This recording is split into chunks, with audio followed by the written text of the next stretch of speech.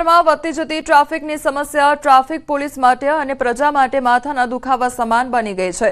ટ્રાફિકની સમસ્યાના નિરાકરણ માટે પોલીસ દ્વારા અનેક પ્રયત્ન કરવામાં આવી રહ્યા છે।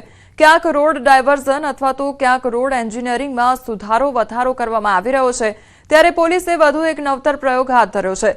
ટ્રાફિકના ભારે દબાણને ઘટાડવા માટે પીરાણા પોઈન્ટને સિગ્નલ ફ્રી બનાવવામાં આવ્યું છે। આ વ્યવસ્થાથી વાહન ચાલકોને સરળ અને ઝડપી અવરજવર મળી રહેશે, તેમજ ટ્રાફિક જામની સમસ્યામાં રાહત મળશે।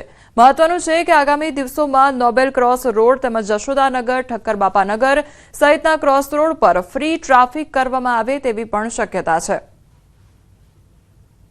અમદાવાદ શહેરમાં વધતી જતી ટ્રાફિકની સમસ્યા નિવારવા માટે ટ્રાફિક પોલીસ દ્વારા અનેક પ્રયત્નો કરવામાં આવી રહ્યા છે અને ખાસ કરીને વાત કરીએ તો નારોલથી જે વિસાલા તરફનો રોડ હતો કે જ્યાં પીરાણા ડમ્પિંગ સાઇડ ઉપર મોટાભાગે ટ્રાફિકની સમસ્યા જોવા મળતી હતી, જોકે હવે આ સમસ્યા છે તે ભૂતકાળ બની જશે, કારણ કે અહીં ફ્રી ટ્રાફિક ઝોન કરવામાં આવ્યો છે।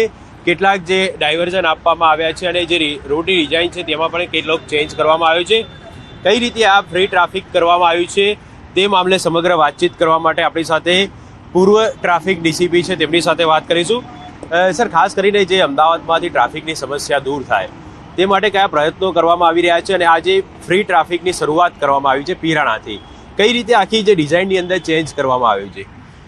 આપણે સૌ જાણીએ છીએ કે હાલમાં અમદાવાદ શહેર જે છે એમાં ટ્રાફિકની સમસ્યા છે દિવસે ને દિવસે વકરતી જાય છે અને આ બાબતને લઈને અમારા police commissioner Shri GS Malik સાહેબ છે એ અમને સતત માર્ગદર્શન પૂરું પાડે છે અને આ સમસ્યાને કેવી રીતે નિરાકરણ કરવું એ સ્પોટ ઉપર જઈ એ જગ્યાનું એનાલિસિસ કરી અને આપણે ટ્રાફિક સમસ્યાનું નિરાકરણ કરવું જોઈએ।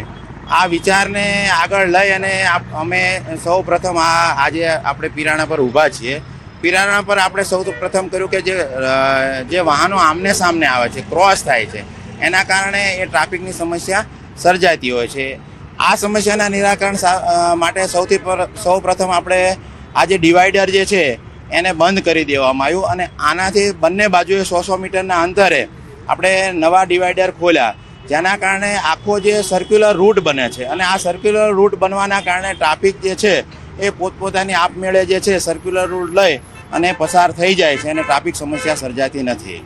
તો ખાસ હતા આ ટ્રાફિક પૂર્વ ડીસીપી કે જેમણે જણાવ્યું કે જ્યાં જે 4 રસ્તા મહત્વના હોય છે, જ્યાં 2 વાહનો આમને સામને આવતા હોય છે, એટલે ઝડપથી જવા માટેની ઉતાવળમાં લોકો ટ્રાફિક સર્જતા હોય છે, પરંતુ જે પ્રમાણે પોલીસ દ્વારા ખાસ નિષ્ણાતોની મદદ લઈને આખું જે એનાલિસિસ કરવામાં આવ્યું છે તે પ્રમાણે અને તેનું પરિણામ છે તે પણ અહીં જોવા મળી રહ્યું છે અને રોજ આ સમયે જે ટ્રાફિક હોય છે તેના કરતાં અત્યારે ટ્રાફિક નોર્મલ જોવા મળી રહ્યો છે।